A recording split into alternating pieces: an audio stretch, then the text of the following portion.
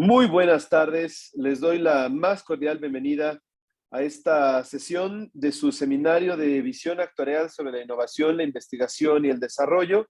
En esta ocasión, bueno, pues tenemos el placer de compartir, de departir con nuestros amigos Beto Baitz y Christopher Barrios. Les platico un poco acerca de cada uno de ellos. Beto Baitz cursó la licenciatura en Administración de Empresas. Él egresó de nuestra Universidad Nacional, cuenta con más de 25 años de experiencia dentro del sector financiero, iniciando su carrera en el centro bursátil como operador de bolsa. Beto trabajó para diferentes grupos multinacionales como ING, Scotiabank, Scandia por 17 años y BNP Paribas, ocupando puestos directivos en el negocio institucional. Él fue miembro en más de 300 comités de inversión dentro de distinguidos grupos corporativos, a quienes gestionó más de 50,000 millones de pesos. Está autorizado como asesor de estrategias de inversión por la Asociación de Intermediarios Bursátiles, figura 3, y cédula A1 por la Comisión Nacional de Seguros y Fianzas. En la actualidad es socio y cofundador de Inversora Futuro Consciente, siendo agencia exclusiva de Scandia. También nos acompaña Christopher Barrios. Él ingresó en 2011 a Scandia México como asesor patrimonial, en donde después de una larga trayectoria pasando por puestos de gerencia comercial y advisor senior del área de negocios institucionales, decidió salir de la empresa para cofundar Inversora Futuro Consciente, agencia exclusiva de Scandia. Él está especializado en planes privados de pensiones e inversiones, así como en el proceso de portabilidad y asesoría patrimonial, fiscal y de deducción de impuestos para personas físicas. Christopher cuenta con más de 15 años de experiencia en el sector financiero, tiene estudios de economía por la Universidad Autónoma Metropolitana y además tiene un diplomado en Management Skills en la Universidad de McKenna School of Business en Pasadena. Está certificado como asesor en estrategias de inversión por la Asociación Mexicana de Intermediarios Bursátiles. Estoy muy contento de darles la bienvenida una vez más. Christopher, Beto, bienvenidos a su casa. En este caso, el Seminario de Visión Actuarial de Innovación, Investigación y Desarrollo de la Facultad de Ciencias Actuariales de la Universidad de Anáhuac, México. Bienvenidos ustedes y bienvenidos las personas que nos acompañan en el auditorio. Aquí estamos. Gracias Daniel, gracias Salim, gracias a la Anáhuac por abrirnos las puertas, una universidad que sin duda la tenemos como la más distinguida de su clase, de su talla.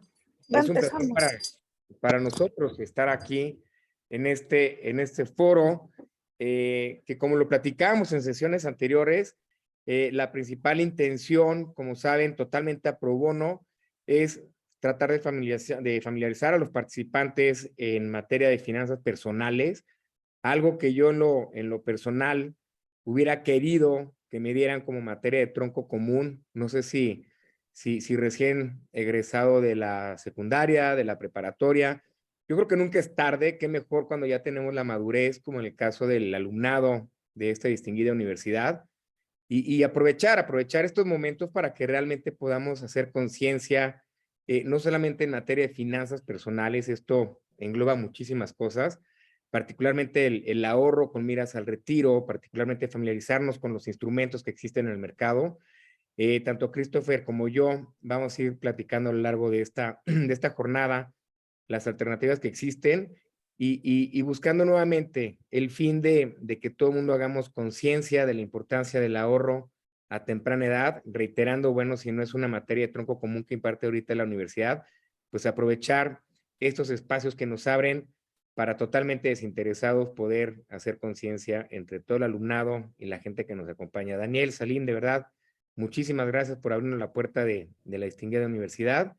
Y bueno, pues le cedo la palabra a Christopher para entrar en materia del título que hoy es Finanzas Personales, ¿no? Buscando decisiones financieras en tiempos de incertidumbre. Basta hoy comprender la radio, abrir el periódico, prender la televisión y en todo momento estamos escuchando tiempos de incertidumbre, de volatilidad y otros temas que vamos a tratar a lo largo del presente foro. Gracias nuevamente y pues Christopher, te cedo la palabra. Muchas gracias, Beto. Al contrario, y gracias, Daniel, gracias, Salim, y gracias a toda la gente que está conectando de manera puntual. Como lo platicábamos la sesión pasada, hace un mes, vamos, la intención, como bien lo dice Beto, es concientizar un poco, vamos de empresa en empresa, de persona en persona, de universidad en universidad, tratando de evangelizar, decimos a veces, con respecto al tema de las finanzas personales. No les miento, a veces me siento como estos predicadores brasileños de hermano, ven y sálvate del infierno, pero conmigo de la pobreza. ¿Sabes? Vengámonos y salvarnos de la pobreza, y salvarnos de la pobreza dentro de muchos factores. Creo que hoy tiene que ver mucho con el hecho de ser ordenados con las finanzas personales, de tomar conciencia, de no sentirnos ajenos, me parece muy importante. Siempre le digo este chiste, y es un muy mal chiste, yo moriría de hambre siendo estandopero, pero vamos, en la noche cuando estamos viendo las noticias o demás, cuando viene la sección de finanzas personales, es cuando le cambiamos para ver cómo va la comedia, ¿sabes? O cómo cerró el marcador de fútbol, o si hoy, si España volvió a golear o no volvió a golear, o todo lo que esté pasando en el momento. Y la realidad es que les tengo una muy buena o una muy mala noticia, ¿sabes? Yo creo que muchos de nosotros aspiramos a ser, dentro de nuestras carreras profesionales, directores generales, ¿saben? Y creo que dentro de muchas vertientes que pueda haber en cuanto a éxito o crecimiento profesional, una creo que puede ser padre decir, oye, soy CEO de alguna compañía, ¿sabes? De la compañía donde laboro, ya sea porque somos empleados, ya sea porque vamos a emprender, pero al final seremos directores generales. En el camino pueden pasar muchas cosas, pero no sé si lo saben, la tarea principal o en esencia de un director general son dos cosas: optimizar gastos, reducir gastos y aumentar utilidades. Si le preguntan a cualquier director general, son sus dos tareas principales. Muy complejas de muchas maneras, pero si un director general no reduce los gastos de una compañía y no aumenta las utilidades de una compañía, seguramente en poco tiempo le van a dar las gracias y van a buscar un reemplazo. Y les decía que tenemos buena suerte o mala suerte con la noticia que les voy a dar a continuación, porque afortunadamente ustedes van a ser los directores generales vitalicios de sus finanzas personales. Y con esto van a tener en realidad dos tareas bien principales durante toda su vida: reducir gastos y optimizar utilidades, optimizar ganancias.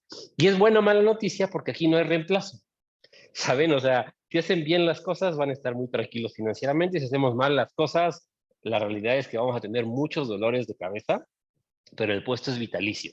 Y creo que por eso toma vital importancia el hecho de poder empezar a concientizar desde muy temprana edad la importancia de involucrarnos con nuestro dinero, de saber utilizarlo y saber gastarlo y optimizarlo, y no quizás darnos, como lo decía la sesión anterior, muchos topes en la vida. Les prometo que fue mi caso, hasta empezar a entender un poco cuál puede ser el camino de las finanzas personales. Y aprovechando que estamos en la universidad y demás, hoy quiero presentarles un examen. ¿Saben? Afortunadamente no cuenta para ninguna materia, no hay puntos extra. La realidad es que solamente quiero hacer una analogía, y me gustaría, antes de iniciar, hacerles algunas preguntas que quiero que vayan contestando en su mente, ¿saben? Para la gente que va a iniciar a trabajar, la gente que ya está trabajando, si hay gente aquí egresada, como seguramente Dani o Salim y Beto, que vayamos pensando en estas preguntas y vayamos razonándolas. Si las finanzas personales hoy fueran una materia y tuviéramos un examen, ¿qué calificación creen que sacarían? Y aquí viene la primera pregunta. ¿Percibimos actualmente más de una sola fuente de ingresos? ¿O percibimos, más de dos fuentes de ingresos? ¿Tenemos un presupuesto con una división fija de gastos, variables, recurrentes y no recurrentes? Y si me dicen que sí, si hoy tuviéramos este presupuesto, ¿me lo podrían enseñar literalmente en los siguientes 3 minutos, pesos y centavos al día? Si analizáramos hoy nuestros gastos, ¿estarían 100% alineados a los objetivos de vida de mediano y largo plazo que tenemos? ¿Cuentas con un fondo de emergencia disponible de inmediato de por lo menos 3 meses de gastos fijos? Y la segunda, o complementando, ¿cuentas con un fondo de emergencia disponible de inmediato de por lo menos 6 meses de gastos fijos? ¿Sabes el monto exacto, pesos y centavos, que te dará tu Afore en tu retiro ¿Y cuánto representa en meses que podrás vivir manteniendo la calidad o estilo de vida al que estés acostumbrado el día de hoy? ¿Entiendes a cabalidad cómo funciona el interés compuesto?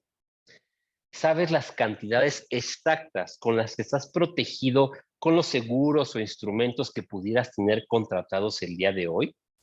¿Y podrás decirme con exactitud el monto que pagarás de intereses a lo largo de tu vida por las deudas que quizás tengas adquiridas el día de hoy? Esta quizás pregunta muy probablemente no nos ha pasado por la cabeza a la gente que está estudiando, pero sí a los que ya estamos egresados. ¿Cuentas con tu testamento listo y en regla? ¿Y cuentas con un asesor financiero, un experto con el cual puedas recargarte para tomar decisiones más informadas y acertadas claramente con respecto a tus finanzas personales? Sí, y vamos, y sean honestos, si la verdad las finanzas personales tuvieran un grado, un nivel, una calificación, la neta, ¿qué nivel o qué calificación crees que sacarían después de las preguntas que les acabo de hacer? No les pido que me contesten porque muy probablemente alguna pregunta haya sido difícil de contestar o quizás no pudimos contestarla. Y sobreentiendo que aquí puede haber muchas circunstancias. Sabemos muchos alumnos que quizás todavía hoy no iniciamos nuestra carrera profesional, pero también sé que hay gente que ya estamos trabajando, me refiero, y estudiando al mismo tiempo. Ya vemos también algunos otros, como repito, el caso de Salim, de Dani, de Beto y el mío, y ya tenemos, vamos, una larga carrera profesional. Y la pregunta, o este tipo de preguntas se las hago para ver si logro causar un poquito de incomodidad, o quizás si alguna pregunta fue difícil de contestar. Y esto tiene que ver porque el 99% de la gente con la que generalmente platico tiene malas o muy malas finanzas personales. La gran mayoría de la gente, si esto fuera una calificación o fuera un examen, no saca 10 de calificación. Y eso honestamente no es sorpresa porque generalmente no sabemos manejar nuestras finanzas personales.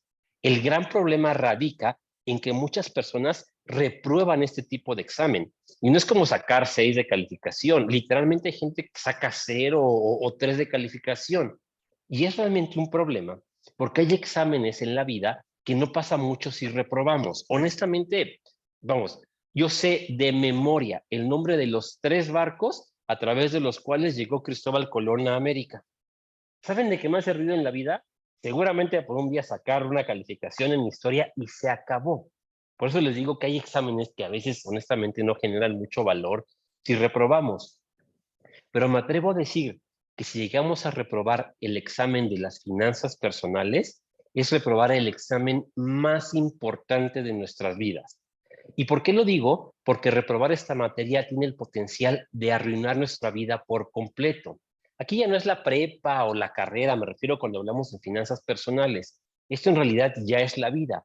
Y si estamos reprobando en la vida, aquí sí hay consecuencias y puede haber consecuencias muy fuertes.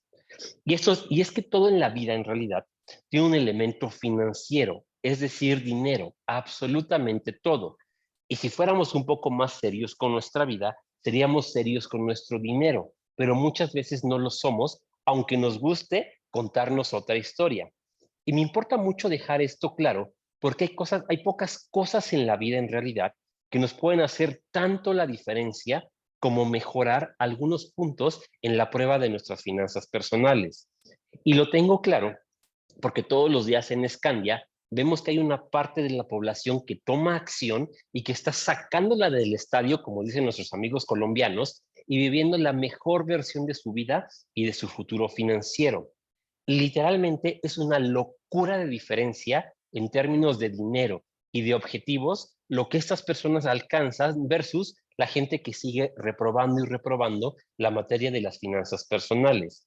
Y afortunadamente ustedes no tienen que ser de los que reprueban. De hecho, es simple no reprobar, pero para nosotros sigue siendo un misterio el por qué existen personas que se toman en serio las finanzas personales versus las personas que siguen sacando 5 o 6 de calificación y no hacen absolutamente nada al respecto.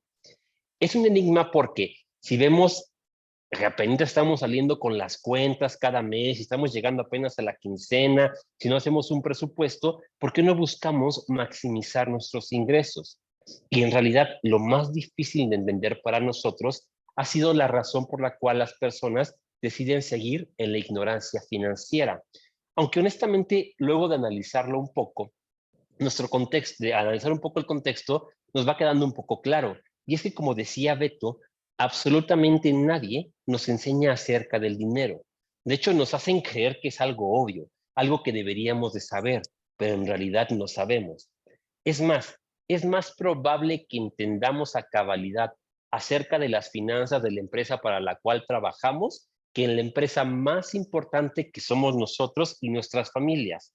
Somos ignorantes muchas veces de las finanzas personales porque no estudiamos ni siquiera un poco para entenderlas o para sacarlas adelante.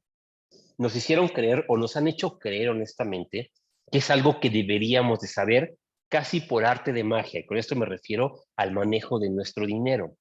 Y peor aún, nos sentimos o creemos que nos hace ver mal no saber del manejo de nuestro dinero. Es como de pena decirle a alguien, oye, yo no sé la verdad qué hacer con mi lana. ¿Saben? Como que es, ay, qué mal que no sepa hacer, la realidad es que nadie nos enseña. Y vamos, y ser ignorante en el tema de finanzas personales no es nuestra culpa, repito, nadie quizás nos enseñó, pero sí es nuestra responsabilidad y no tiene por qué seguir siendo así. No creemos nosotros en Escania en el victimismo, sino más bien en el protagonismo, y hay que tomar protagonismo en la parte de las finanzas personales. Llevamos en Escandia décadas dedicándonos a mitigar este problema y nuestro propósito es construir la mejor versión del futuro financiero de las personas. No solo porque hemos visto lo que logran nuestros clientes en el tema financiero, sino porque deciden realmente salir de esta ignorancia financiera y porque reconocemos que es algo simple, no fácil, pero simple, y es por eso que no entendemos bien por qué más gente no decide hacerlo. Hoy estoy aquí o estamos aquí para tratar de convencerlos de que no sabemos muchas veces de finanzas personales, pero más que no saber es aceptarlo y no pasa nada, está bien no saber.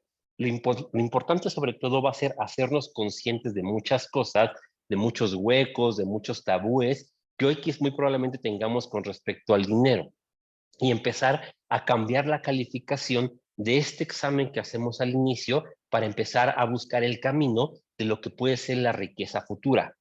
Porque tener hoy educación financiera, y lo digo con total seguridad, es tan o más importante que tener estudios de licenciatura o de maestría, porque conozco gente altamente letrada y aún así está en la ruina financiera.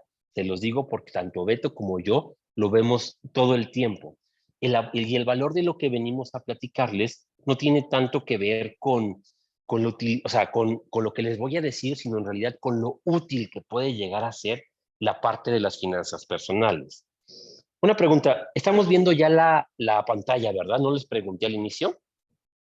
Y para entender, gracias Beto, y para entender la parte de las finanzas personales, de entrada me tengo que remontar al inicio. Y el inicio es la nueva etapa en la vida que generalmente es el empleo. Nuestro primer empleo suele ser la primera, llamémoslo, emancipación que tenemos financieramente de nuestros padres. Hasta antes de empezar a trabajar, por lo menos en mi caso, yo dependía 100% de mis papás. Si mi papá tenía lana, me daba lana. Si mi papá tenía lana, al final mis finanzas dependían 100% del apoyo que mis padres podían darme. Pero a partir de que empezamos a tener un trabajo, pues empiezo a tener un poco de libertad financiera, ¿saben? Y hay tres reglas básicas que hay que cubrir siempre cuando empezamos a trabajar. Y es mucho más sencillo entenderlo y hacerlo o llevarlo a la práctica cuando lo empezamos a hacer por costumbre desde el primer salario que empezamos a recibir. Regla número 1, suena súper obvio, pero hay que gastar menos de lo que ganamos. Y podrías decir, pues sí, Cris, ¿sabes? O sea, así debería de ser. No tienen ni idea cuánta gente conozco que gasta más dinero del que realmente está ingresando. ¿Y cómo podría gastar más dinero del que ingresa? Vamos, porque empezamos a tener acceso a los créditos. Saben que va a ser una parte importante que vamos a ver más adelante en la presentación. Regla de oro, gastar siempre menos de lo que ganamos, porque créanmelo, nunca, nunca, nunca, nunca, nunca importa cuánto dinero ganamos. Lo que siempre va a ser importante es la manera en la que distribuimos el ingreso que estamos generando. Porque si hoy a lo mejor estamos empezando como becarios y estoy ganando no se digan ustedes, 7,000, 10,000 pesos al mes como mi primer ingreso, y no sé administrar 10,000 pesos mensuales, ¿qué me hace pensar que el día de mañana, si gano 100,000 pesos mensuales, los voy a saber administrar? Nunca tiene que ver con cuánto dinero gano, siempre tiene que ver con cómo administro desde el primer ingreso el dinero que estoy generando. 2, hay que tener mucho cuidado con el endeudamiento, porque si empiezo a vivir más arriba de la cantidad de dinero que estoy ingresando, necesariamente me estoy endeudando, no hay de otra. Y hay pequeñas decisiones que podrían parecer no tener tanto impacto como quizás dejar de pagar un crédito un día, pues ya no le pagué a Telcel porque me cambié a AT&T, no pasa nada, y no tienen una idea cuánta repercusión negativa podría tener en mis finanzas personales en un futuro cuando quiera tener otro tipo de a lo mejor necesidad de financiamiento, como podría ser un crédito hipotecario, si desde el día de hoy no empiezo a cuidar el tema del endeudamiento. Las deudas son una bolita de nieve, de verdad, que iniciamos en la punta de la montaña y parece no tener mayor importancia, y cuando soltamos la bolita puede terminar convirtiéndose en una verdadera avalancha. Y 3, hay que acostumbrarnos a la importancia de ahorrar e invertir, pero no solamente quedarnos en la etapa de ahorradores. Es muy importante pasar la etapa de inversionistas, empezar a educarnos, empezar a empaparnos, empezar a conocer y hacer que el dinero que estoy ahorrando no pierda poder adquisitivo durante el tiempo, porque no hay peor enemigo para nuestro dinero y para el ingreso que la inflación. Y entender la inflación es muy sencillo, es el encarecimiento de los precios o la pérdida de poder adquisitivo de la moneda, como queramos entenderlo.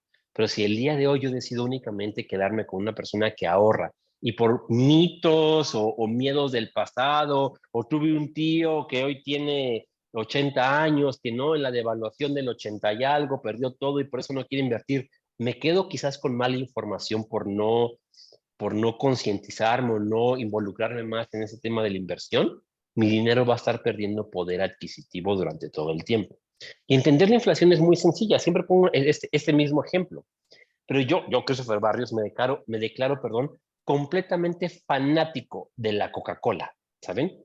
Esos deliciosos 355 mililitros de sabor, porque la coca más rica es la de lata, claramente, recién salidos del refrigerador, cómo viene escurriendo la latita cuando me la van trayendo hacia la mesa y el que hace cuando me la voy a tomar, me encanta, ¿saben? Y mi recuerdo más antiguo del precio de una coca de lata es haberla comprado por 3 pesos con 50 centavos. Es lo que me lleva a mí la memoria que me costó la coca más barata que he comprado en mi vida. 3 pesos con 50 centavos. Si yo hubiera decidido guardar en mi cochinito, porque solamente soy ahorrador, y guardo en mi cochinito esos 3 pesos con 50 centavos, pensemos hace, no sé, 20 años, 25 años por lo menos, si el día de hoy abro mi cochinito y saco 3 pesos con 50 centavos, ¿me alcanzaría para comprar la misma coca de lata, los mismos 355 deliciosos mililitros de sabor? Claramente no. Hoy una coca de lata costará, ¿qué les gusta? 15 pesos, 16 pesos, más o menos, dependiendo de dónde la estoy adquiriendo. Pero si yo hubiera decidido, en lugar de guardar esos 3 pesos con 50 centavos hace 25 años, invertirlos en una estrategia que me generara una buena rentabilidad, hoy abro mi cochinito y mágicamente mis 3 pesos con 50 centavos serían por lo menos 16 pesos y me alcanzaría para comprar la coca de lata.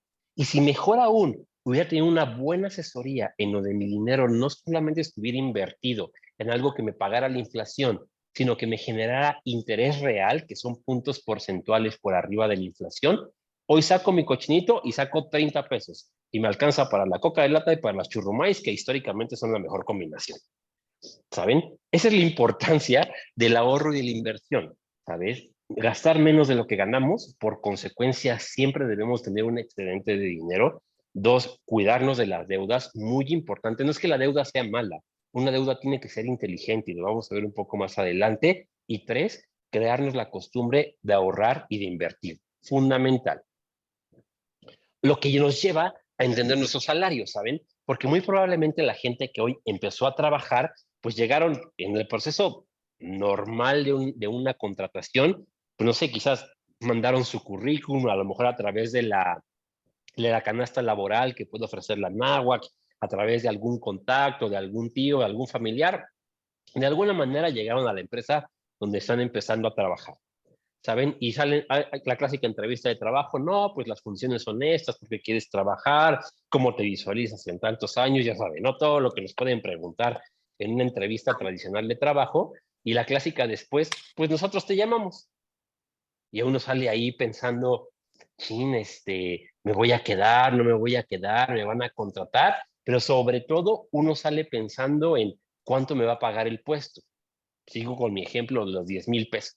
Y es bien chistoso porque cuando salimos después de la primera oferta laboral, pensando en estos 10,000 pesos de primer sueldo, uno sale pensando, ay, pues 2,500 para comprar esto, y esto tanto para comprar lo otro, y 2,500 para el novio, para la novia, que podríamos pensar que es un gasto, pero llamémoslo que es una inversión a largo plazo, ¿saben? Y 2,500 para el otro. Es bien chistoso, pero ni siquiera nos han dicho si nos van a contratar o no, y ya nos gastamos mentalmente todo el dinero. Y oh, sorpresa, nos llaman, nos contratan, llega la primer quincena y el primer mes iba a ganar 10,000 pesos y no recibo 10,000 pesos. Recibo menos dinero en mi cuenta de nómina, a lo mejor 8,000 pesos en ese nivel de ingreso. Y porque claramente hay algo que conocemos tristemente, lo digo claramente, como impuestos, ¿saben? Es importante entender las deducciones y cómo funcionan los impuestos, porque en México como en el mundo, entre menos dinero ganemos, menos impuestos vamos a pagar, entre más dinero vayamos ganando, más impuestos vayamos a pagar. Y el hecho de empezar a involucrarnos y entender cómo funcionan los impuestos nos va a ayudar a poder aprovechar la sección 2 que veo en la imagen, que son las deducciones. ¿Saben? Porque el hecho desde que el primer salario, independientemente del monto que esté recibiendo, empiece a aprovechar las diferentes deducciones personales que podría tener, me va a ayudar a que año con año, al momento de presentar mi declaración de impuestos, pueda tener un saldo a favor, pueda recuperar parte de los impuestos que dolorosamente nos quitan quincena con quincena al momento de que nos llega nuestro pago.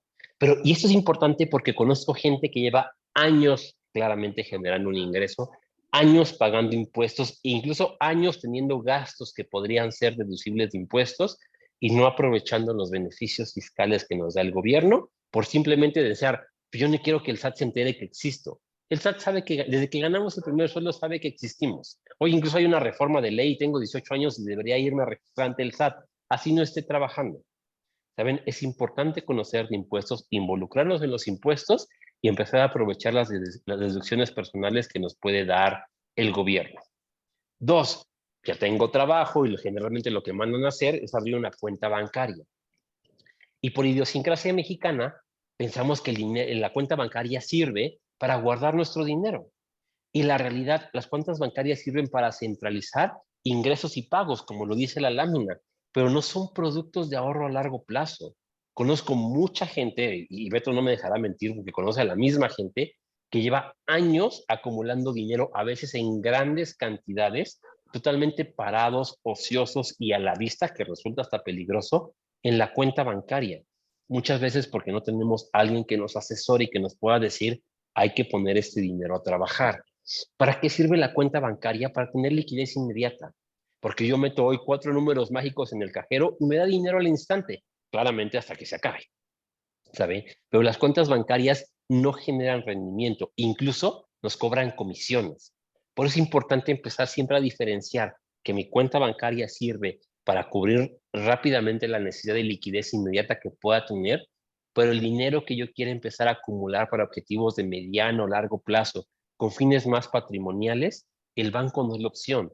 Tengo que buscar un instrumento de inversión que me ayude a tener 2 objetivos importantes: que mi dinero no se deprecie y que vaya generando rendimientos a lo largo del tiempo que esté ese dinero en la determinada estrategia de inversión que vaya a tener.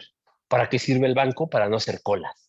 ¿Saben? Hoy hay muchas, bueno, todos los bancos tienen muy buenas aplicaciones en línea y es bien cómodo no formarse para pagar la luz, el teléfono, el gas, el internet, diferentes servicios. Para eso sirve el banco. Son instituciones transaccionales, no necesariamente patrimoniales. Es muy importante entenderlo así. 2, fundamental. Ya estoy ganando mi dinero, ya estoy contratado, ya estoy entendiendo que me van a quitar impuestos y que tengo que armar alguna estrategia para poderlo recuperar.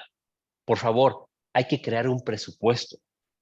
¿Saben? Es increíble que hay gente que todos los días se la pasa gastando dinero sin saber si tienen esa capacidad de gasto no diario.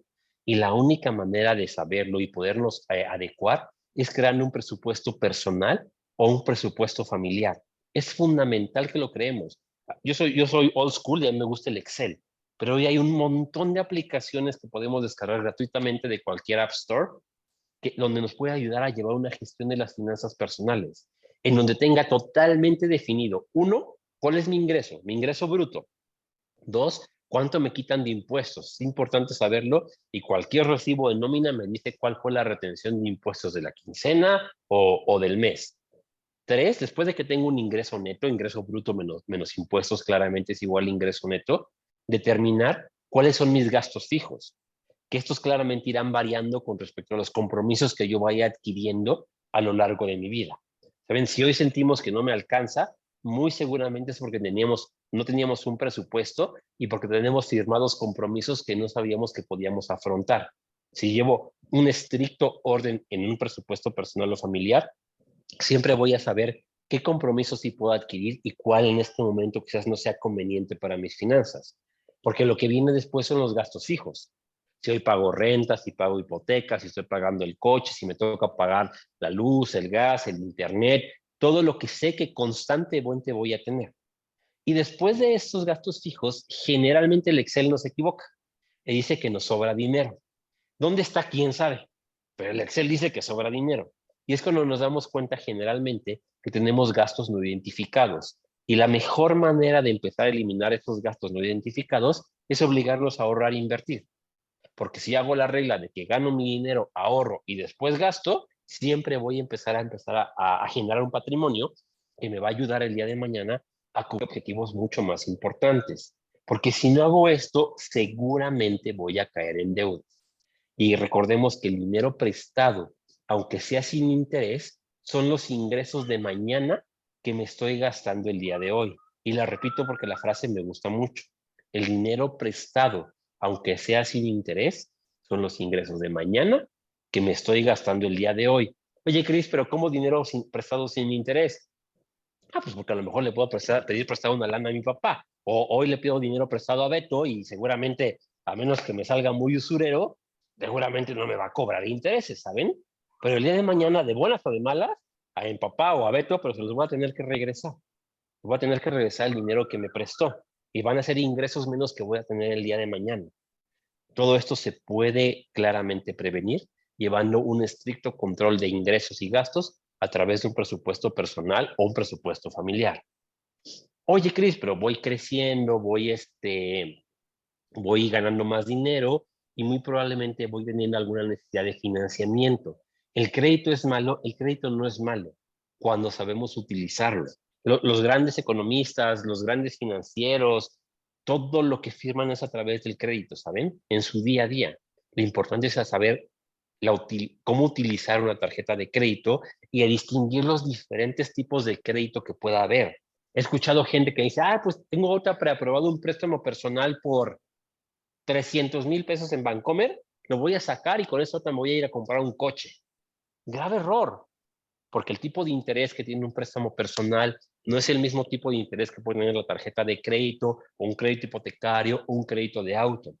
El problema es que como mexicanos solemos ser muy malos consumidores. Si el día de hoy yo tengo una necesidad de un crédito, ¿con quién voy? Con el primero que me lo apruebe, literalmente.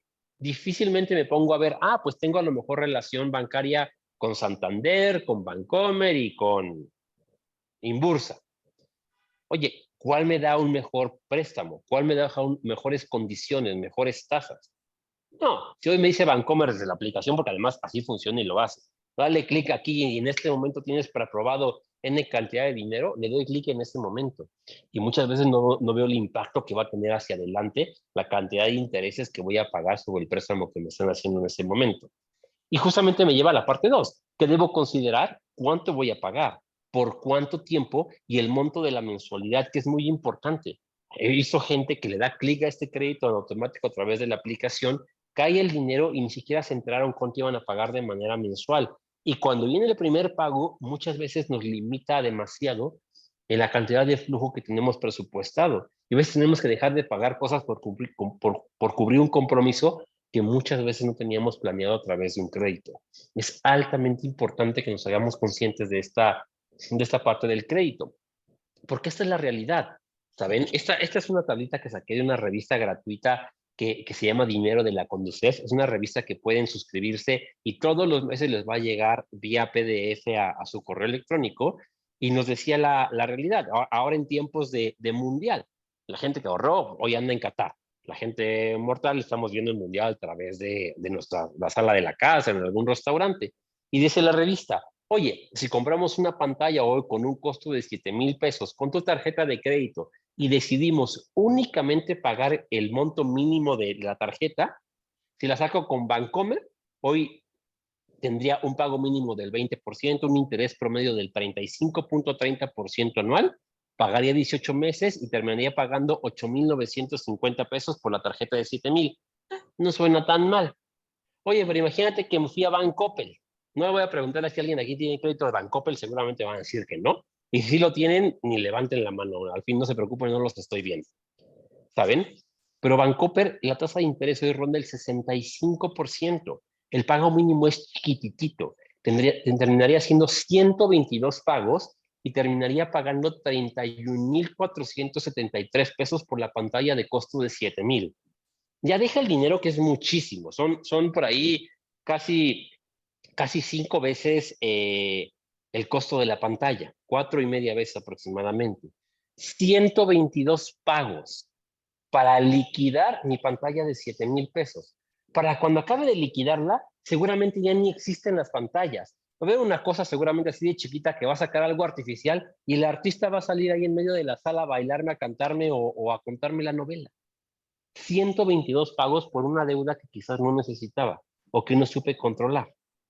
¿Saben? Es bien importante tener una buena comparación, porque al final es dinero que vamos a erogar mes con mes para pagar ese crédito que estamos sacando. Y muchas veces son gastos que no necesitamos y no vemos el impacto que puede tener a futuro en nuestras finanzas personales. Dani me dijo, oye, Cris, si quieres venir a platicar con la gente de la Náhuac, tienes que darme la receta para ser rico, ¿sabes? Y compartirla con todos. Y aquí se las pongo en pantalla. La gente rica gana su dinero, ahorra, invierte y de lo que sobra, gastan dinero. Mientras que la gente pobre gana su dinero, gasta y si sobra algo, ahorran. No quiero que me digan de qué lado de la balanza nos encontramos, ¿saben? Pero es importante, vamos, atender la analogía, ¿saben? Suena juego de palabras y sí que lo es, definitivamente, pero invertir un poquito simplemente el orden de los factores, aquí sí altera el producto, ¿saben? Sí es importante ganar el dinero y desde el inicio empezar a ahorrar. Y de la parte que quede después del ahorro, gastar, ¿saben? No se trata de volvernos rico MacPato y únicamente acumular y acumular y acumular recursos. Cuesta mucho trabajo generar nuestro dinero y claramente hay veces que queremos gastarlo y disfrutarlo. Y está bien y se vale. Lo que no se vale es pensar que el dinero es infinito, porque no lo es. Y siempre lo digo, pero si Carlos Slim se sigue levantando todos los días a sus 70 y todos, a seguir trabajando, ¿qué nos deja el resto de los mexicanos, saben? Hay que ganar dinero, hay que invertirlo, hay que ahorrarlo, hay que invertirlo, y de lo que sobra hay que gastar. Y tener cuidado con estar del otro lado de la balanza. Y para ahorrar, la verdad es que decía Beto en la sesión que tuvimos presencial el mes pasado en la Náhuac, que hablaba del yo del futuro, ¿saben? Imagínense que el día de hoy ustedes pudieran regresarse, no sé, 5 años y darse un consejo. ¿Qué se dirían? Hace 5 años, sobre todo la gente que está estudiando, a lo mejor dirían, sí, atrévete a hablarle a la chica que te gusta, o sí, atrévete a salir con el chico que te invitó a salir, o a lo mejor sí estudia más para ese examen porque te va a causar muchos dolores de cabeza, o lo que sea, ¿saben? Pero cuando empezamos a crecer y empezamos a trabajar, muy probablemente nuestros dolores de cabeza sean financieros. Casi se los puedo asegurar. Y le preguntaría a Beto, Imagínate, Beto, que te puedes dar un consejo hoy a tu yo del pasado hace 25 años. ¿Qué consejo te darías?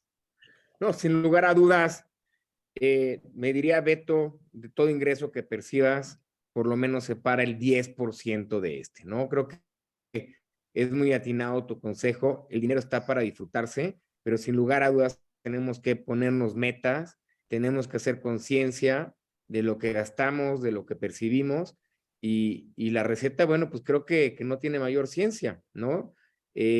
Decía, los ricos primero invierten y se sobran, gastan.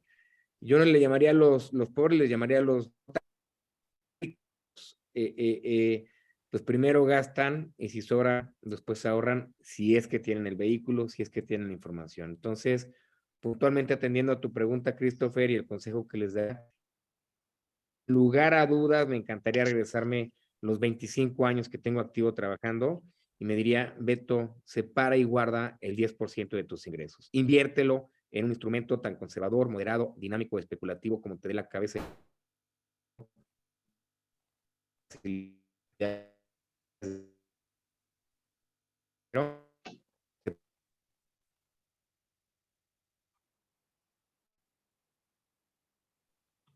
Beto, te perdimos un poco. No sé si soy yo o te dejamos de escuchar todos.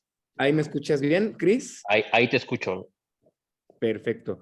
Decía, pues, en resumidas cuentas, me daría ese consejo, separa ese 10%, busca un vehículo acorde a tu perfil con inversión, asesórate, que también es una receta mágica, busca el asesor de tu confianza. En este caso, estamos Christopher y yo a entera disposición, completamente a pro bono. Si se dan cuenta, toda esta comunicación no tiene fines comerciales. Realmente fue un acuerdo con Daniel, con Salim, con la náhuac, de tratar de, Christopher le llamó evangelizar a la gente, ¿no? Evangelizar en materia de inversiones, de finanzas personales, de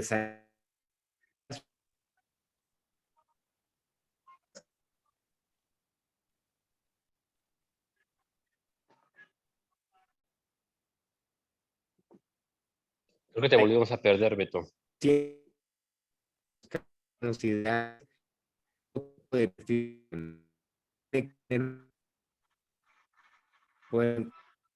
y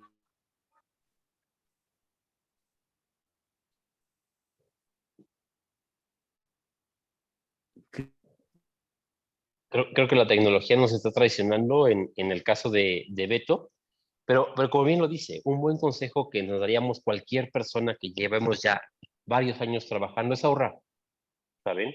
Y nos sentiríamos mucho más tranquilos si alguien nos hubiera enseñado a ahorrar desde el primer ingreso. Y como les digo, no solamente se trata de ahorrar, se trata también de invertir. Y una de las mejores maneras de hacerlo es asequible para cualquier persona el día de hoy. Hay que quitar el tabú de que es para gente con mucho dinero. Es a través de un fondo de inversión. El objetivo, el nivel de riesgo, el tipo de instrumento, es a través de la asesoría. ¿Saben? Pero lo importante es que el dinero que quiera ahorrar de mediano o largo plazo no se quede en la cuenta bancaria, sino que podamos aprovechar este tipo de instrumentos. ¿Saben? ¿Qué debo de considerar para invertir? La meta de mi ahorro. ¿Para qué quiero ahorrar? No es lo mismo ahorrar para en 4 años irme al mundial, que ahorrar para comprar una casa, que ahorrar para el retiro, claramente, o para la boda, o para etcétera. El plazo de mi meta, cuántos años voy a tener que ahorrar para lograr el objetivo que quiero, cuál es mi perfil como inversionista fundamental. Las peores experiencias que conozco de gente que ha invertido es porque no conocía su perfil como inversionista. Soy conservador, soy moderado, soy más especulativo. ¿Para qué es mi ahorro? Y sobre eso poder armar una estrategia. Muchas veces, y es el tabú de todo el mundo, quiero ganar mucho dinero con poco riesgo. Eso no existe.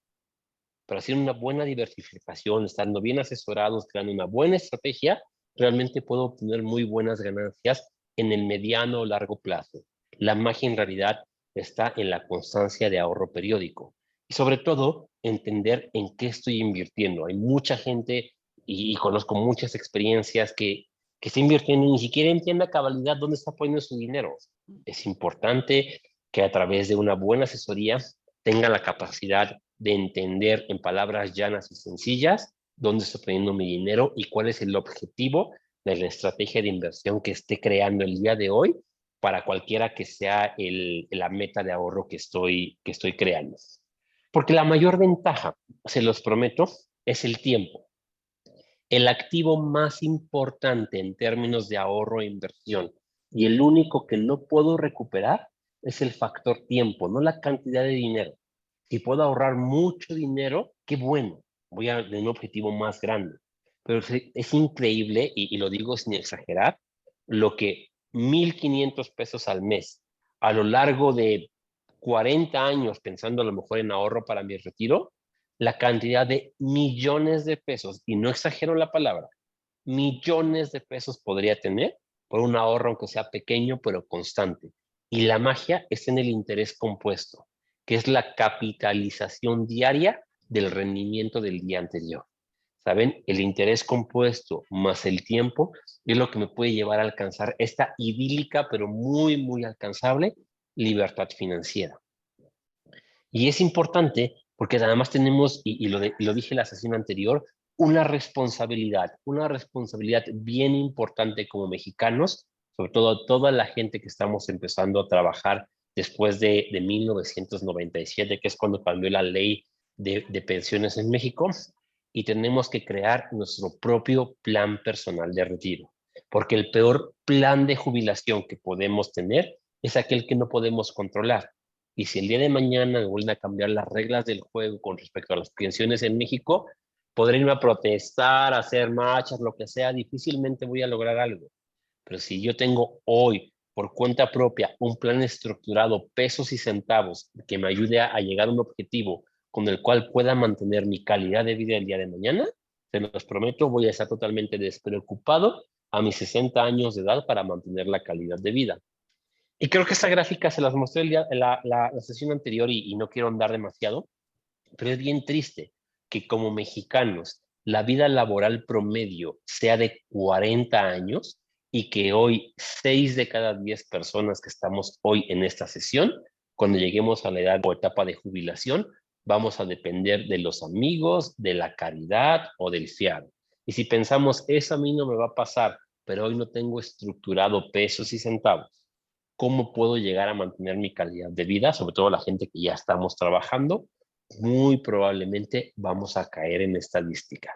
Es súper grave y es importante que hagamos conciencia y que sepamos que dentro de todas las cosas que vamos priorizando en nuestra vida, que quiero comprar, cambiar el celular, que quiero el coche nuevo, que quiero comprar la casa, que ahora voy a pagar las universidades de mis hijos, hablo por las diferentes etapas que pudiéramos ir teniendo, una de las más importantes y la primera a la que yo invitaría a la gente a tomar conciencia, sobre todo desde temprana edad, es que desde el primer sueldo, el 10% lo destine a mi jubilación, el ahorro para mi retiro.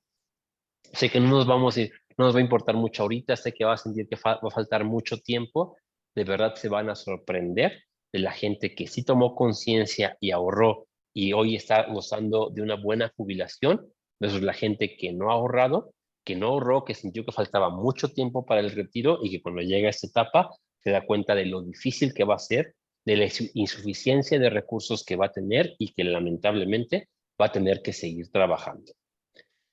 La receta, y lo decía al inicio, ingreso menos gasto igual ahorro. Lo que proponemos es que ingreso menos ahorro sea igual a gasto. Esa es la manera más sencilla de empezar a crear patrimonio. Gano mi dinero, ahorro, invierto dinero y de lo que sobra empezar a gastar. Y la receta perfecta es la asesoría, ¿saben? Porque a través de tener un buen asesor, un buen consejero financiero, alguien que me pueda ayudar a estructurar cuáles son mis metas financieras y cómo puedo empezar a lograrlas con los ingresos que pueda tener el día de hoy, les prometo que va a ser un camino largo, un camino que va a conllevar mucha disciplina de ahorro e inversión, pero que todas las metas bien aterrizadas, bien trabajadas y bien proyectadas son logrables a través del tiempo. De mi parte es todo, pues muchas gracias por la sesión y Dani, te cedo la palabra. Muchísimas gracias, Cris. Híjole, la verdad es que no puedo enfatizar lo suficiente la importancia de de lo que nos has dicho. Ahora que teníamos los problemas del audio con Beto, decía yo, hijo, es que yo sí quiero decir algo que le diría a mi yo de, deja tú hace 20 años, ¿no? Hace 5 nada más. O sea, hace 5 años nada más diría, no gastes en eso.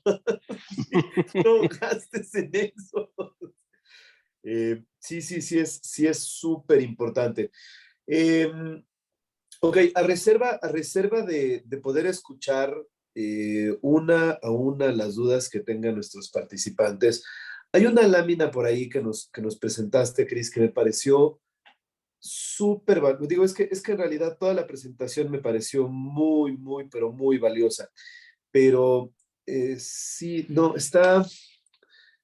¿Cuál, ahí está, Daniel? ahí está. La que nos habla de salario bruto es la que sigue, creo. Esta, sí. Esa es.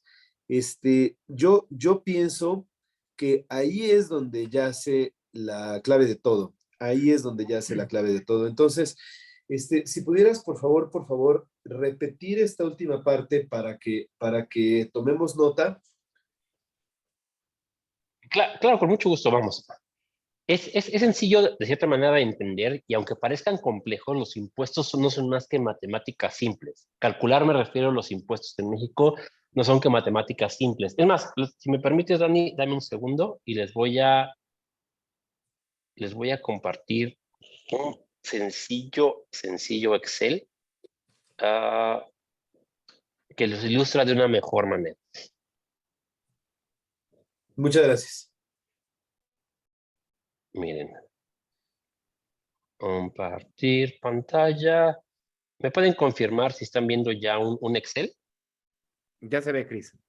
Súper. Miren, esa es la manera que se calculan los impuestos en México. Pesos y centavos, y es lo que hace todas las áreas de nómina, todos los contadores. Vamos, literalmente es matemáticas simples. Para fines prácticos o sencillos, como les decía, en México, como en el mundo, entre menos dinero ganemos, menos impuestos vamos a pagar.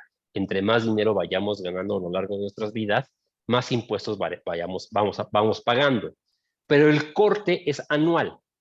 ¿Cuánto gano entre el 1 de enero y 31 de diciembre de cada año? Y sobre eso se va a calcular algo que se conoce como mi base gravable, que es la cantidad de ingreso total anualizado sobre el cual el SAT me va a tasar, me va a cobrar impuestos. Traducción. Oye, Cris, pues yo estoy ganando, pensemos, 20,000 pesos mensuales.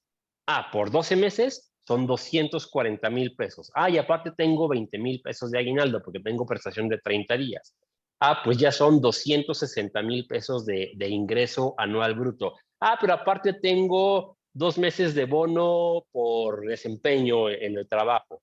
Pues son 40,000 pesos más, ya tengo 300,000 pesos. Eso quiere decir que hoy mi base gravable antes de impuestos, lo que yo gano en la suma de mis 12 sueldos nominales, más mi aguinaldo, porque el aguinaldo está exento en una parte muy chiquita, básicamente, si son 30 días de aguinaldo, podemos considerar un 13avo sueldo. Más mi bono anual, comisiones, bla, bla, toda la suma de todo esto constituye mi base gravable, mi base anual gravable, lo que gané en el año antes de impuestos. Retomo el ejemplo, gané 300,000 pesos. Pues me voy a la tabla del SAT. Esto es lo que hace el área de nóminas. Pasa quincena por quincena, pero básicamente funciona de una manera anualizada. Y tengo que encontrar en qué rango me encuentro de salario. Gané 300,000, eso quiero decir que me encuentro entre 160,000 pesos y 323,000 pesos, que es el rango que tengo por ganar 300,000 pesos. Y los impuestos se calculan con una suma muy sencilla. Una vez que encuentro el rango a través del cual yo estoy ganando o me encuentro de acuerdo a mis ingresos, hay una columna que se conoce como la cuota fija, que es lo que sí o sí, sin importar lo que pase, voy a pagar de impuestos en el año.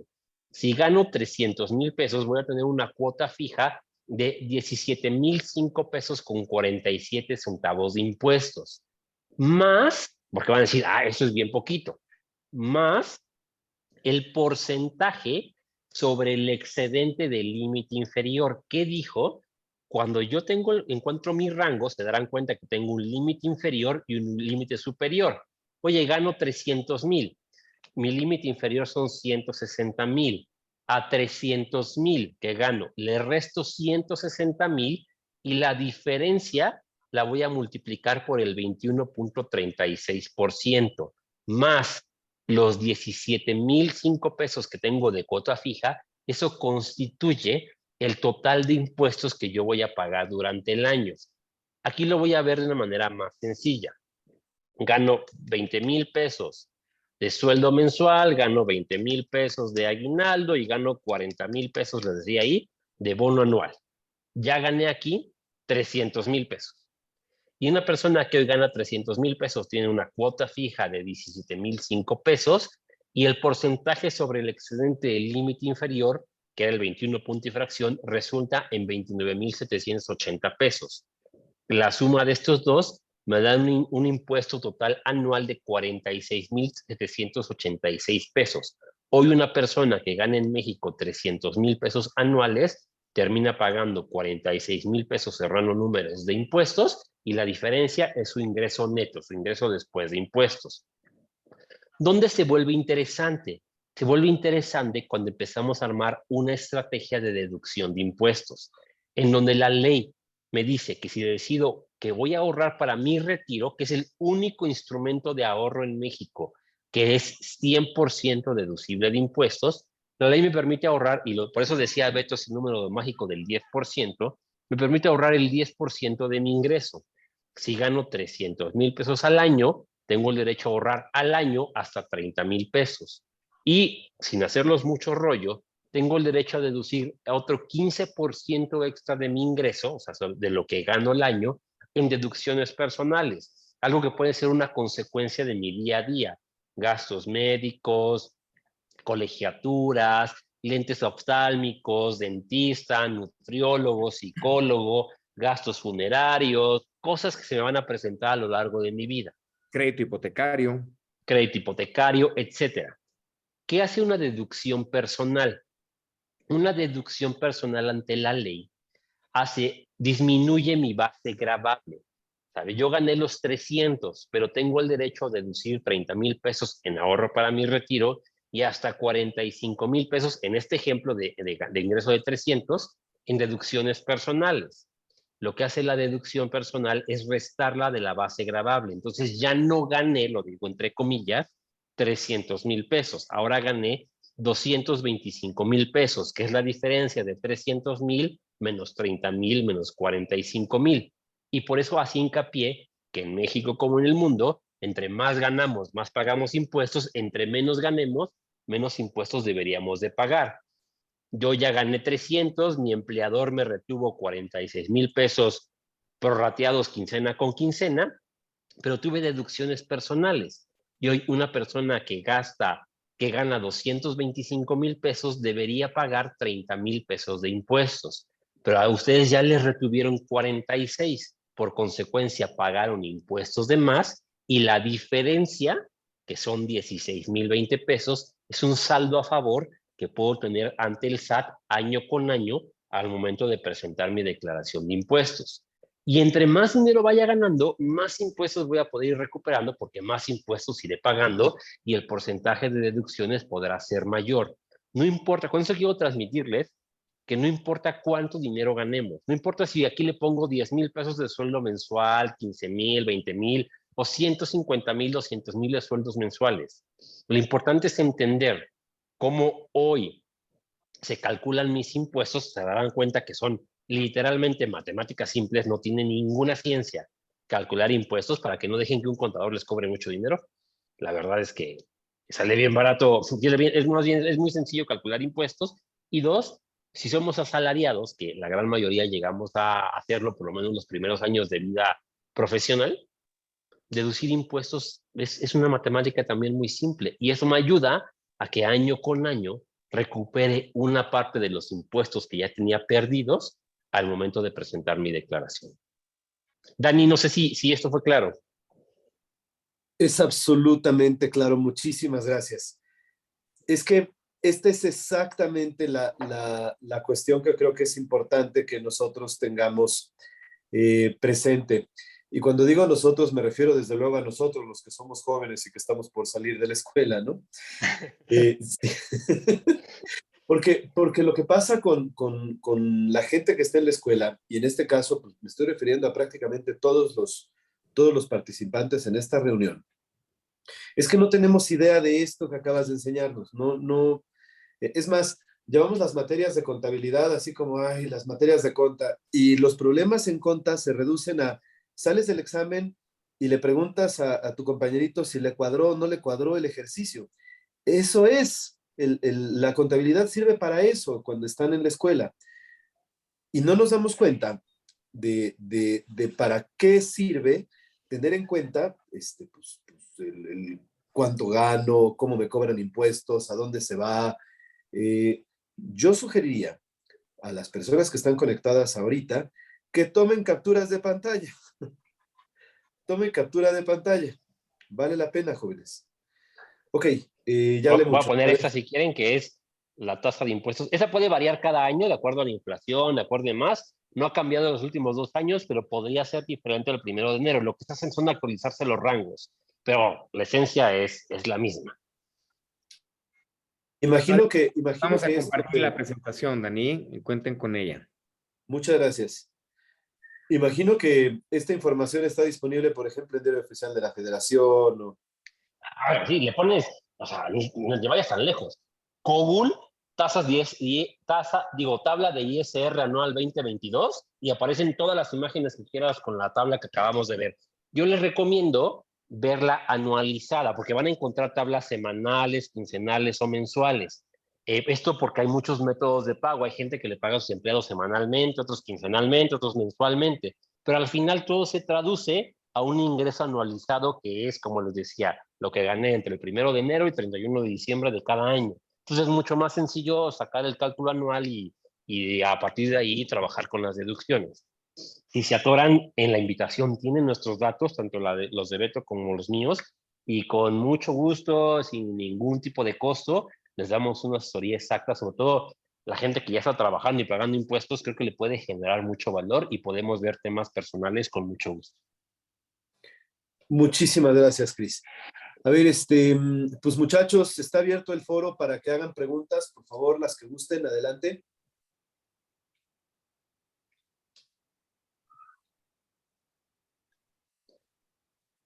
Veo por ahí a Uri con el micrófono abierto. Adelante, Uriel.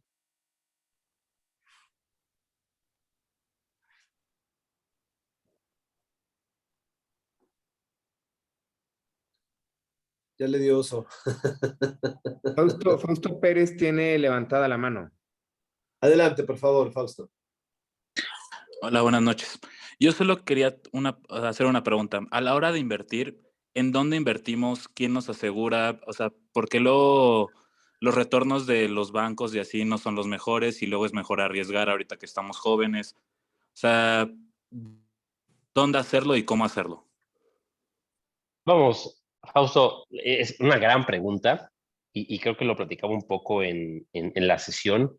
De entrada, mi primer consejo es que sea una institución que esté totalmente regulada. Esto es bien, bien importante, ¿sabes?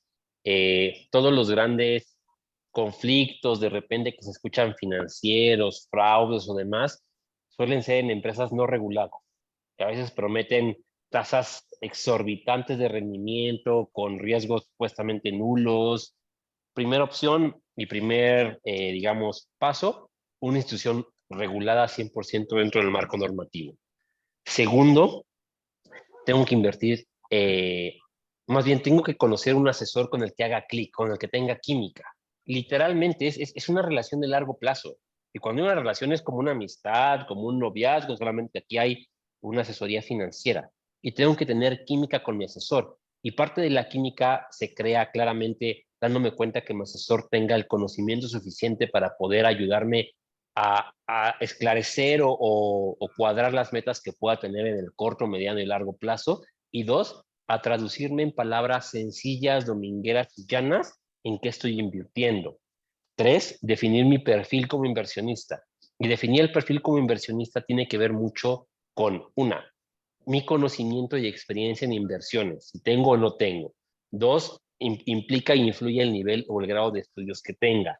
Tres, fundamental, ¿para qué quiero invertir? No es lo mismo, decía, invertir 4 años, ahorrar 4 años para irse al Mundial, que yo podría considerar que todavía es un corto plazo, 4 años, que ahorrar para mi retiro, que es de largo plazo, y a donde mejor, como bien lo mencionas, Fausto, podría incurrir en mayores riesgos de mercado, me refiero con esto a volatilidad, que al final le van a pagar más en el largo plazo, ¿sabes?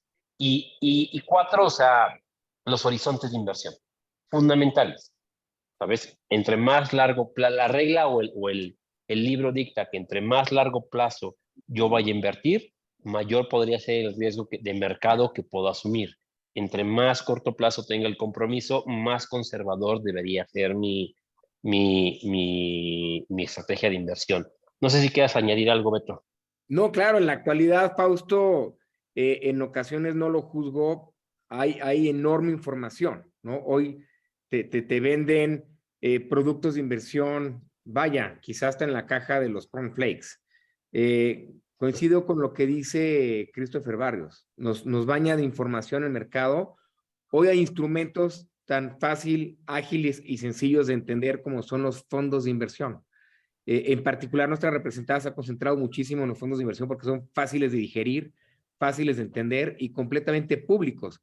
Se rigen por un precio, por una calificación crediticia que te va a delimitar el nivel de riesgo que tiene, y los hay hoy completamente de liquidez diaria para efectos de tú poder tener disponibilidad para tu dinero. Y como dice Christopher, bien importante trazar una meta, trazar un horizonte de inversión e identificar tu perfil como inversionista. Con estas recetas, sin lugar a dudas, vas a tener mayor facilidad para tomar decisiones, y hoy por hoy, pues con fines no necesariamente comerciales, decirte que Scandia se dedica a eso, ¿no? Nuestra representada está completamente concentrada en ofrecer vehículos a través de sociedades de inversión, una asesoría completamente personalizada y, claro, productos de fácil adquisición. Antes te pedían para jugar en las grandes ligas grandes montones de dinero. Hoy la realidad es de que el tiempo cambia, las situaciones cambian, y hoy puedes acceder a fondos de inversión que anteriormente te pedían millones de pesos literalmente para poder entrar. Hoy, con las facilidades de 1,500 pesos, poder comenzar a crear capitales de ahorro con miras trazadas para la inversión que persigues.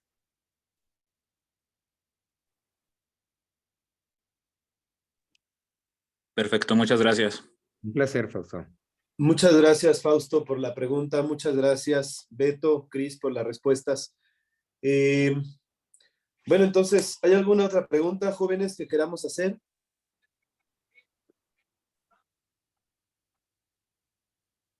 Correcto. Voy a presentar una vez más los datos tanto de Cris como de Beto. Emilio Alfaro tiene la mano levantada. Emilio, con toda confianza. Ah, perdón. Hola, Adelante, por favor. gracias Alberto y gracias Christopher por lo que nos comparten, primero que nada. Nada más tenía una pregunta rápida. En cuanto a planes para el retiro, digo, nos recomiendan mucho pues empezar a ahorrar desde esta edad, pero ¿ustedes qué nos recomendarían como una vez que empecemos a percibir ingresos? ¿Qué tipo de instrumento nos recomendarían empezar a utilizar para empezar a, bueno, alcanzar a ahorrar más si lo empezamos a hacer desde esta edad? Bien, bueno, pues a ver, a tu temprana edad, corrijo, no hay edad para iniciar el ahorro, ¿no? Me basta con verte a los ojos y entender que gozas de juventud y demás. De entrada, felicidades, ¿no? Qué maravilla que lo tengas considerado. Sin lugar a dudas, lo mencionaba Christopher, la importancia del dinero en el tiempo y el tiempo en el dinero es un factor crítico para tomar decisiones. Si hoy lanzáramos nosotros una línea de tiempo de 20 años, asimilándola a una carrera de caballos, y tienes un caballo que se llama CETE, que es, bueno, pues la tasa libre de riesgo, el escenario más conservador que te ofrece una inversión en valores gubernamentales. Tienes un caballo que se llama tipo de cambio dólar, tienes bolsa mexicana, bolsa internacional y quizá inflación, y los tiras al mismo tiempo a correr la carrera de los 20 años, 30 años, 40 años, a lo mejor en tu caso para retiro. Yo te diría a ojos cerrados que sin lugar a dudas el caballo que va a llegar en primer lugar es el caballo asociado al factor riesgo, que es el caballo renta variable local, renta variable internacional, muy por encima incluso de la inflación, muy por encima incluso del caballo CETE, y muy por encima del caballo tipo de cambio, llámese dólar. Esto para atender puntualmente a tu pregunta. La diversificación es un principio básico. Yo no te diría que pongas todos los huevos en una sola canasta. Creería que le apostaría a Cano los caballos porque sé que alguno de los 5 que mencioné, sin lugar a dudas, va a llegar en primer lugar. En principio, diversificar el dinero siempre tiene un componente de riesgo de renta variable en tu portafolio en el largo plazo. Sin lugar a dudas, te va a premiar que dejarlo en un portafolio sumamente conservador. Hay quienes comulgan y se sienten más cómodos en esos escenarios conservadores. No los juzgo, pero en particular tu caso o tu edad promedio y gente interesada en algo así con miras al retiro a temprana edad, sin lugar a dudas un factor de renta variable hace una gran diferencia. Tipo de cambio, basta con que lo voltees a ver en los últimos 10 años, a mi juicio y criterio, y bueno, los números no mienten, sin lugar a dudas ha sido la peor inversión que la gente ha hecho. No se ha movido de estos niveles de entre 19 y 20, ¿no? Quizá el siguiente año pudiera amenazarse con un alza y por eso mi recomendación de siempre diversificar, ¿no? Un portafolio moderado por muy mínimo riesgo que tú quieras perseguir, siempre debería tener factor de componentes conservador, a lo mejor deuda gubernamental, algo de renta variable asociada tanto a local como internacional, cobertura cambiaria, y es la recomendación que yo te haría, sin lugar a dudas, si estuviera yo en tus zapatos, ¿no? O se tratara de alguien familiar, friends and family, que tuviera que darle un consejo y te damos hoy como asesores de inversión. Muchas gracias, Alberto. Encantado. Gracias, Beto. Gracias, Emilio, por la pregunta. ¿Alguien más quiere hacer una pregunta?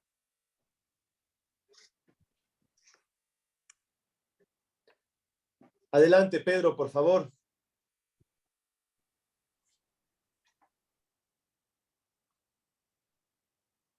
Muy buenas noches, muchísimas gracias Alberto, Christopher, Daniel, igual por la invitación a todos los presentes, pues felicitarlos y pues agradecerles. Y esto pues a mí me resulta también, yo tengo 40 años, bueno, no, 42, me siento en la cúspide de mi vida porque mi papá murió a los 84, entonces pues haciendo una comparación, estoy arriba y desde arriba siento que ya puedo ver cómo va la bajada y y también en muchas cuestiones, ¿no? Físicamente.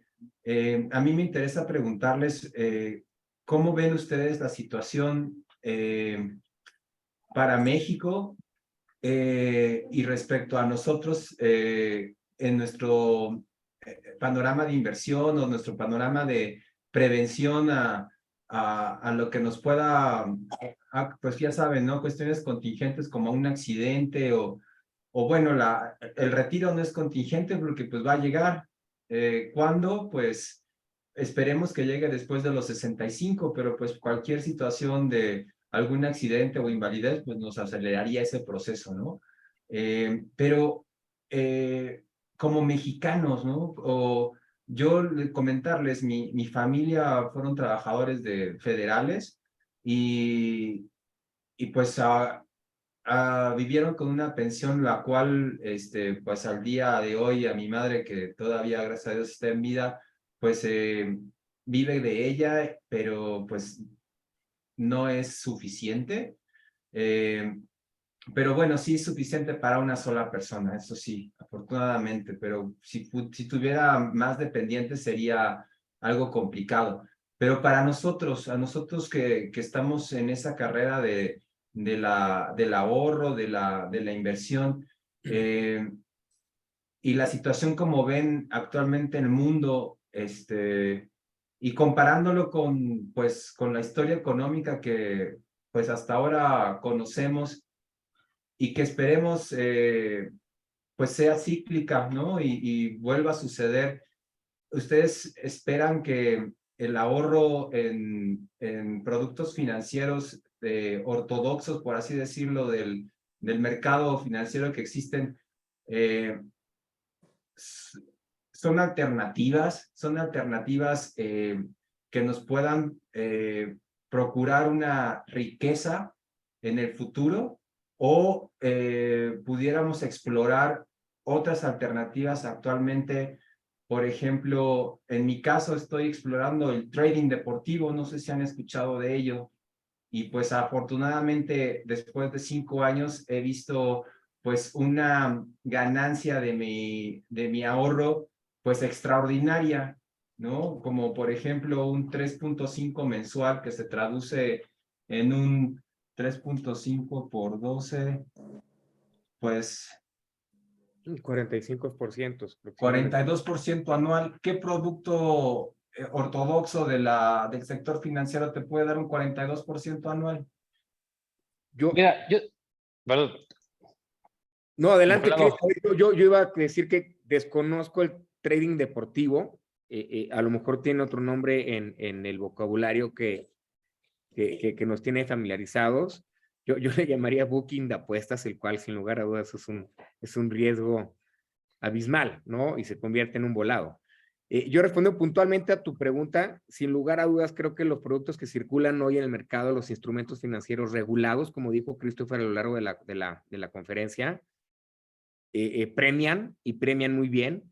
Todo tiene ciclos, como lo dijiste también, Pedro, son cíclicos. Hoy, en lo personal, nos sentimos cómodos atrincherando a nuestros clientes en escenarios conservadores que hoy en día están premiando tasas por encima de lo que te premia cualquier otro instrumento gubernamental emitido en gobiernos multinacionales, ¿no? Hoy empiezan a voltear a ver continentes europeos, asiáticos, incluso americanos, instrumentos emitidos a cargo del gobierno federal en México, tienen tasas que no se veían hace muchísimos años, ¿no? Niveles de 10, 12%, que en un escenario conservador, voy a decir libre de riesgo, entre comillas, pues todo tiene riesgo.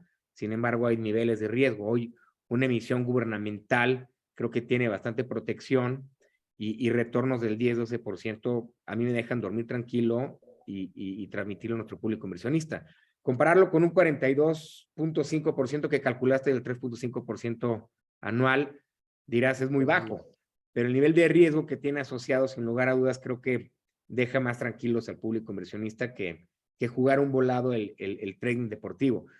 No sé si tú, Chris, te has familiarizado un poquito más con el trading deportivo al que hace referencia Pedro. Sí, vamos, lo entiendo más justamente como un tema de apuestas. En realidad, a reserva de estar equivocado, Pedro, no me hago para nada experto en el tema de trading deportivo. Creo que más bien lo que estamos comparando peras con manzanas. Y no existe mejor o peor instrumento. Esta es una mala manera de verlo cuando hablamos de inversiones.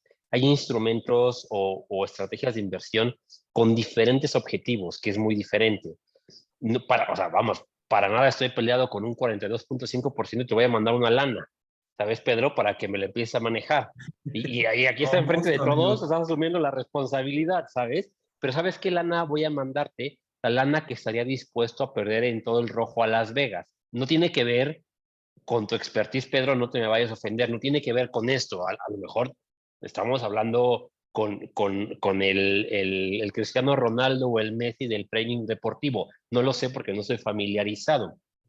Pero si rayo un poco, y repito, hablo desde la ignorancia, en temas de a lo mejor apostarle a qué puede ir o no, justamente pondría dinero ahí que podría generar un muy buen retorno, pero que si no llega a retornar a lo mejor porque nadie pensaba que Arabia Saudita le iba a ganar a Argentina, pues entonces pues a lo mejor no me duele perder ese dinero. Se Y convierte en un aparte a lo volado, mejor, diría yo, ¿no? Se convierte en un volado, como decía Christopher, como poner todo el dinero en la ruleta en Las Vegas al rojo o al negro, además de que siempre hay un 0 y doble 0 en la ecuación que te puede traer todavía más riesgo de pérdida, ¿no? la parte definitivamente justo especulativa está muy bien, creo, para niveles de riesgo alto. Hoy podría hablar también de, si vemos la historia de las criptomonedas, todos le hubiéramos metido al Bitcoin en 2011, todos.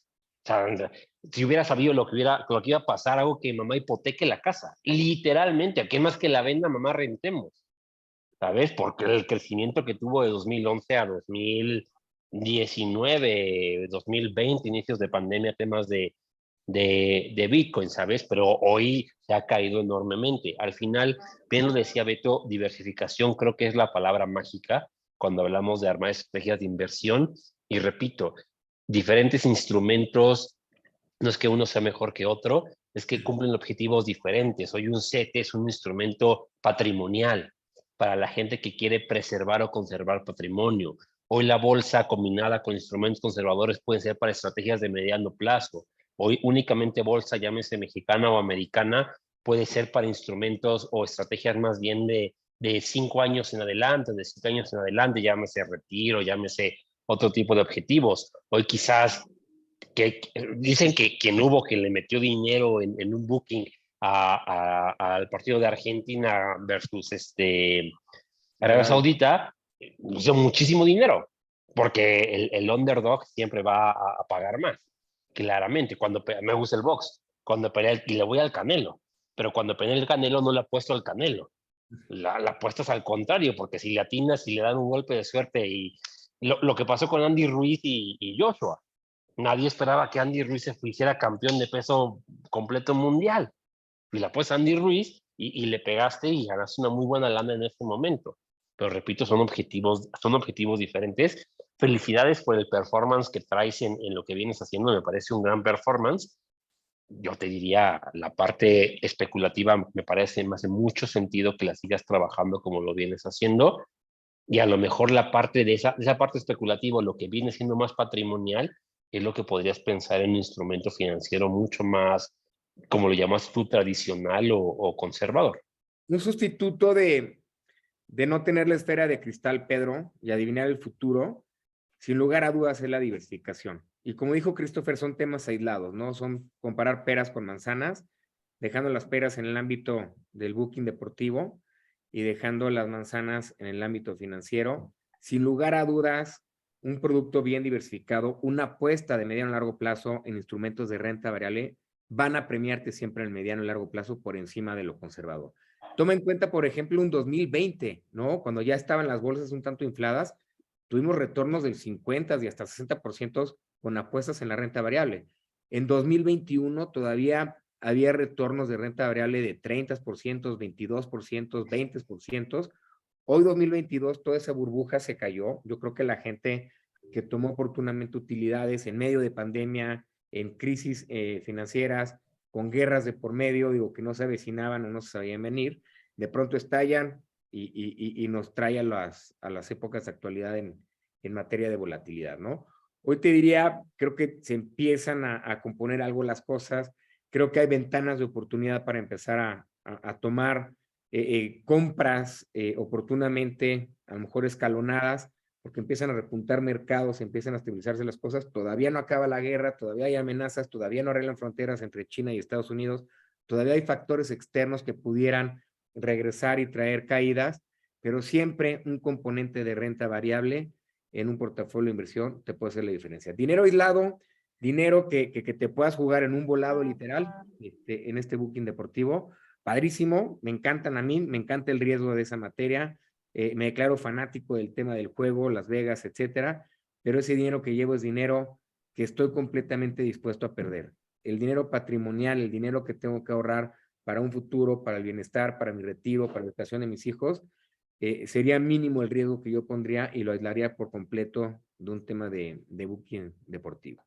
Muchas gracias, Alberto. Muchas gracias, Christopher. Y pues quiero, y como a todos los que estamos aquí presentes, yo creo que nos gusta el riesgo y estamos estudiando y entrenándonos para controlarlo y encontrarlo, para poder medirlo.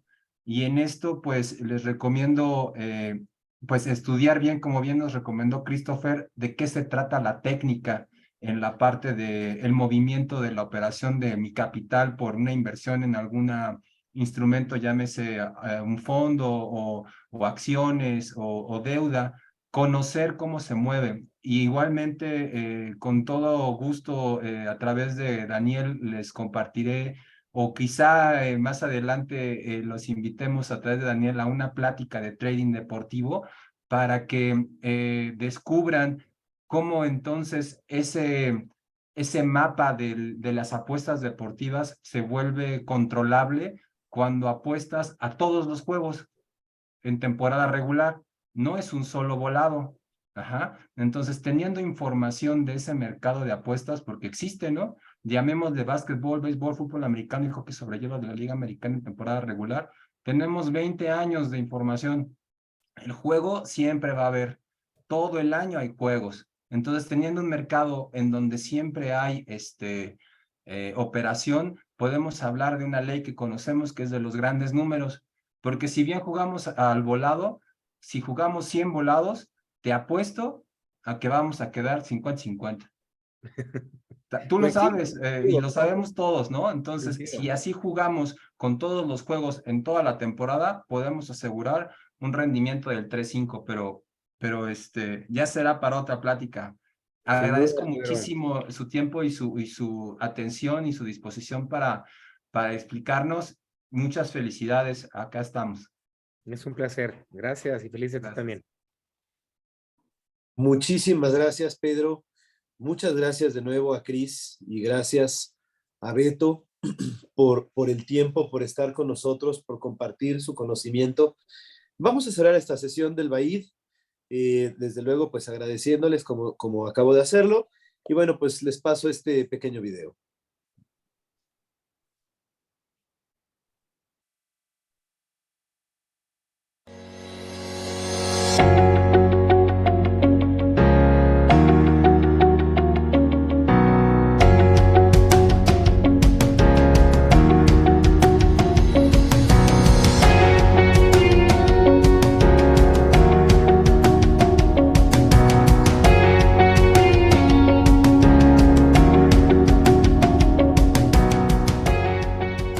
Gracias a todos. Hasta luego.